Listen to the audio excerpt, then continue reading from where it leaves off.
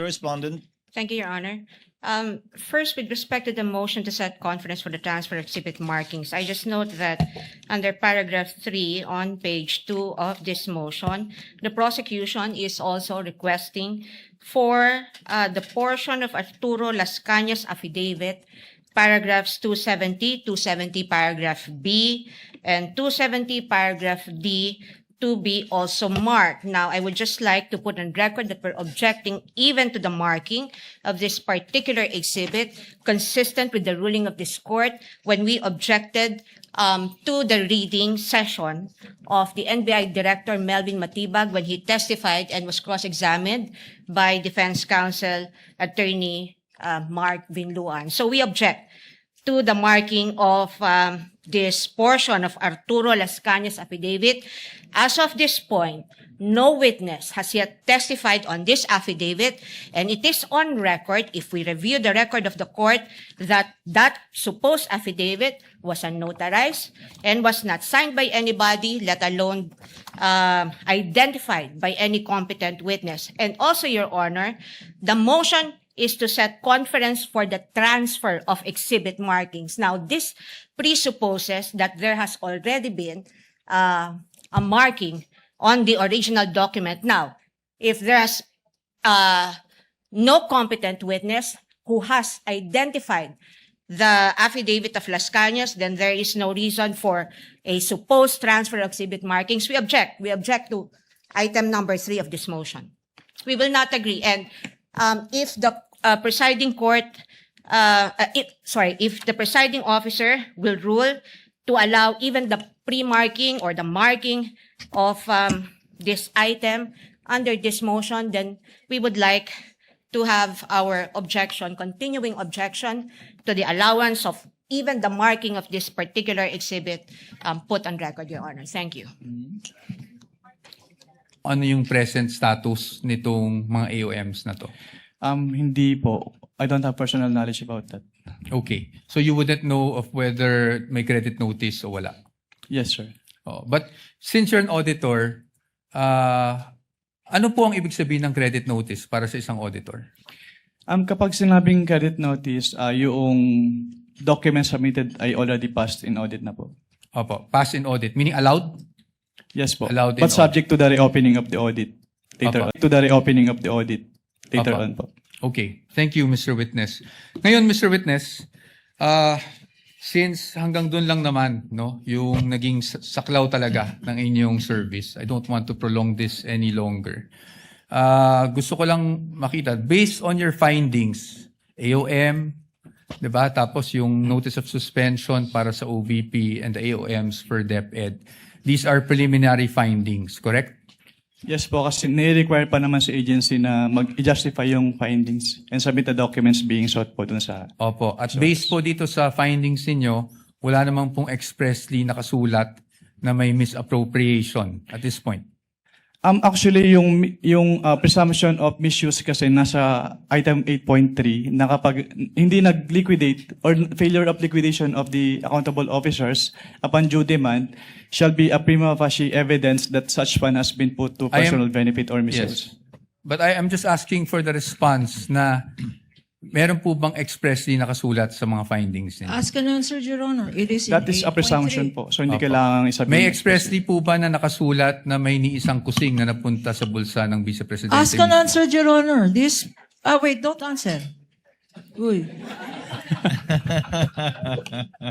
That question, Your Honor, has been asked and answered. We ask for Sustain- ruling, Your Honor. Sustained counsel. I think where you're getting at, modify. I think where you're getting at, modify. Modify your question. You can get it. Okay. So, basically po, ang findings nyo ay preliminary lamang. Wala pong any conclusive finding pa as to any misappropriation. Yun lang po ang tanong ko. Ang sabi kasi sa circular, upon failure to liquidate, No, meron I ng am presumption. Your Honor, Ask the and witness answer, is not Your Honor. responding. No, You the already witness said... Asking if it's... The witness is not responsive. Kindly respond. I think the question is quite simple, Yun lang naman Mr. po. Wamil. Preliminary pa lang. So wala pang any conclusive finding as to any misappropriation. Yun na lang po. Para lang po, masagot nyo na ng diretso. Hindi naman po kasi kailangang i-state doon sa findings. Again, Your Honor, non-responsive. Let the presiding officer be the one to do it, or try to do it. Kapag ka nag-issue po kayo ng AOM, Audit Observation Memorandum, failure to liquidate na po ba yun? O may mga observation pa lang kayo? Kailan masasabing may failure to liquidate na? No? Pag may notice of disallowance na, notice of suspension, o AOM pa lang? Nakalagay po kasi sa Joint Circular, Your Honor, under 8.3, failure to liquidate by the accountable officer upon due demand shall be a prima facie evidence. Opo, again, Mr. Wamila, yung pag-issue niyo po ba ng AOM, pasok na sa failure to liquidate upon due demand o hindi pa po? Hindi pa po sa AOM, Your Honor. Kasi wala pong due demand sa AOM. Yes po. At may sasabi mo rin bang wala pang failure to liquidate? O meron na? Pag sa AOM po wala, pero pag sa NS po, since meron ng first issuance which is considered as demand, so meron na po sa NS. So, As per AOM siya. wala pa. Pag NS, meron ng demand at Opo. meron ng failure to liquidate. Opo, since sa AOM po, nire-require na silang i-justify and i-submit yung mga documents na hindi nila na-submit. Pero sa AOM, wala pa nga ganun. Yes po, Your Honor. Okay. Counsel, your witness. Thank you. And lastly, gusto ko lang to ma-clarify. Of course, the witness was a state auditor of the ICFAO. So, recommendatory lang po ang function ninyo. Hindi po kayo nagde-decide pagdating sa, lalong-lalo na pagdating sa notice of disallowance. Tama po ba? Yes po. It's the function of the commission proper. Thank you. Thank you, Mr. Wamil, Attorney Wamil. I thank you for your patience. That is all for this witness, Your Honor. Thank unless you, there's anything else. counsel for respondent. Redirect, if any, counsel for the panel of prosecutors. Yes, Your Honor, with your permission. Counsel may proceed Few with her questions redirect. on the redirect. Mr. Witness, tinanong sa'yo ng counsel for the respondent kung meron kang special training para mag-audit ng confidential funds. Kailangan ba ng special training para mag-audit ng confidential funds? No, ma'am. Hindi. Hindi po. Okay. Counsel recross. Recross just 2 points, Your Honor. Just 2 Counsel quick for points. respondent I don't may want to proceed. prolong this. Unang-una sa lahat po, ukol po doon sa acknowledgement receipts. Pagdating po sa mga undated na nabanggit nyo naman at nasa report nyo naman, you would confirm na sumagot ang OVP pero hindi na niya inabutan ang sagot or meaning hindi niya na alam kung sumagot man ng OVP doon sa notice of suspension. Yes po, hindi ko naman naabutan yun. So probably for another witness. Ngayon dun sa unang sinabi po ng kagalang-galang na si Attorney Kapunan sa pagiging exempt. Ni minsan ba humingi ang exemption sa inyo ang Vice Presidente sa audit ng kanyang confidential funds? Ang humingi po ng, actually, meron nag-request po na kung pwedeng audit query na lang Opo. yung i-issue instead of Opo. AOM. So, But hindi parang po exception exemption. po yun dun sa provision ng Joint Circular na AOM yung i-issue. Ang exemption po yung tinatanong ko. Just an exemption on the audit itself. The conduct of the audit, meaning nag-submit po ba sila ng liquidation reports? Yes po. Nag-responde po ba sila sa AOM nyo? Yes po, pero hindi pa rin po sila compliant dun sa requirements. No, Your Honor, I'm not asking that. I'm just asking for, nag-submit ba sila? Did they respond to your AOMs? Not Nag-submit covered pero by hindi po the full direct, yung Your Honor. submission. So they did not ignore your AOMs? At Pero least hindi kasi pa rin AOM po lang. full submission yung ginawa nila. The Your Honor, not question, responsive. Mr. Wamil, is did they submit a response? Whatever your evaluation of the response, complete or incomplete, is another matter.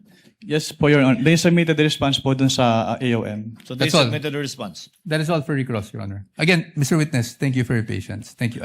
Papasalamat With the din ako. permission of our colleagues, it's 2:30 and session was called by the Senate President to be convened at 3 p.m. May we continue with our interjections for this witness tomorrow? And I have listed already those who would like to make interjections. In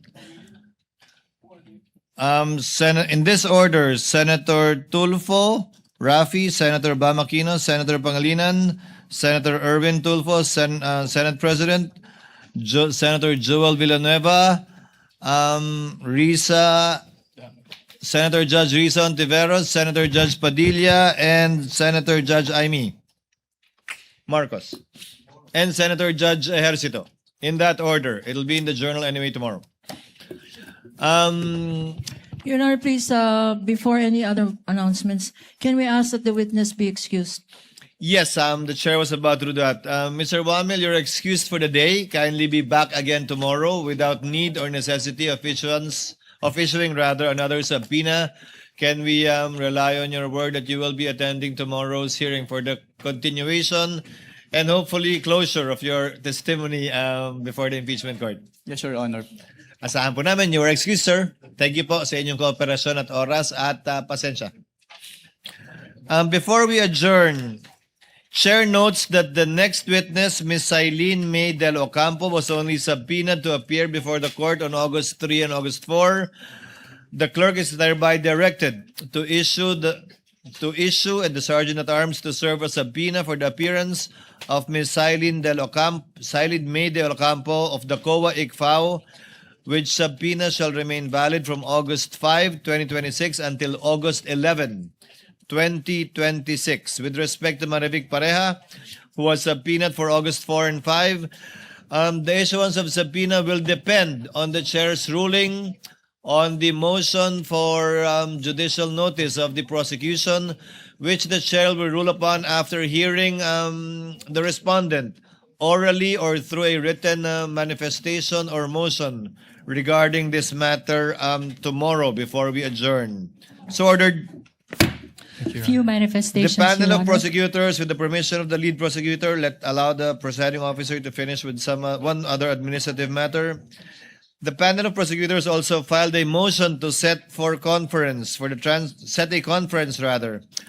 transfer of exhibit markings to be set at 4 p.m. on Wednesday, tomorrow, August 5, 2026, for the transfer of markings from copies previously marked during the pre-trial order.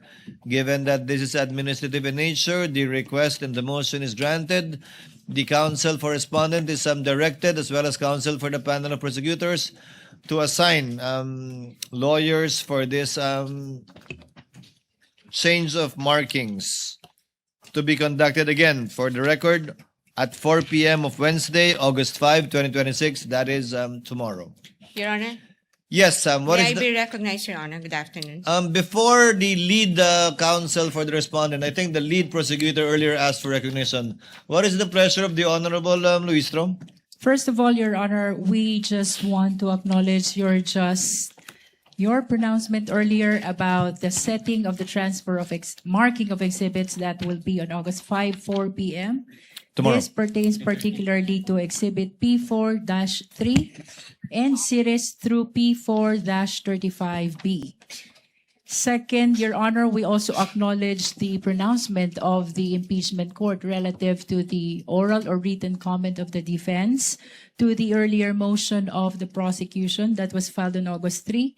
That is to take judicial notice of the hearings conducted both by the House Committee on Good Government and Public Accountability and the Committee on Justice, Your Honor. That's for the record. And third, Your Honor, this is in line also with another pronouncement of the impeachment court in compliance with, relative to our compliance to the 5-day notice rule. We will be submitting the list of witnesses for next week, as well as the request for issuance of subpoena tomorrow, August 5, because the same will depend on the conclusion of the testimony of Ms. Eileen Del Campo, as well as the ruling of the impeachment court with regards to the motion to take judicial notice on the hearing of the two committees of the House of Representatives, Your Honor.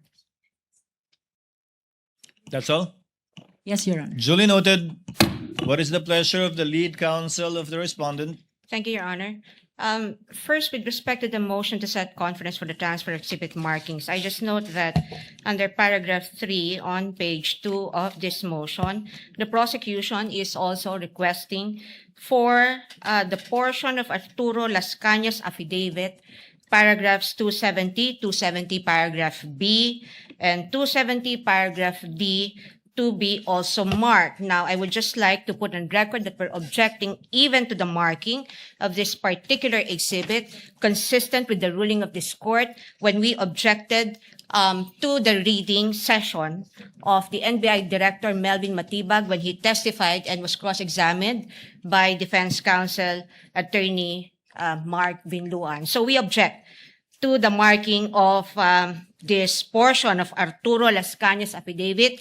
As of this point, no witness has yet testified on this affidavit, and it is on record, if we review the record of the court, that that supposed affidavit was unnotarized and was not signed by anybody, let alone identified by any competent witness. And also, Your Honor, the motion is to set conference for the transfer of exhibit markings. Now, this presupposes that there has already been a marking on the original document. Now, if there's no competent witness who has identified the affidavit of Las Cañas, then there is no reason for a supposed transfer of exhibit markings. We object. We object to item number 3 of this motion.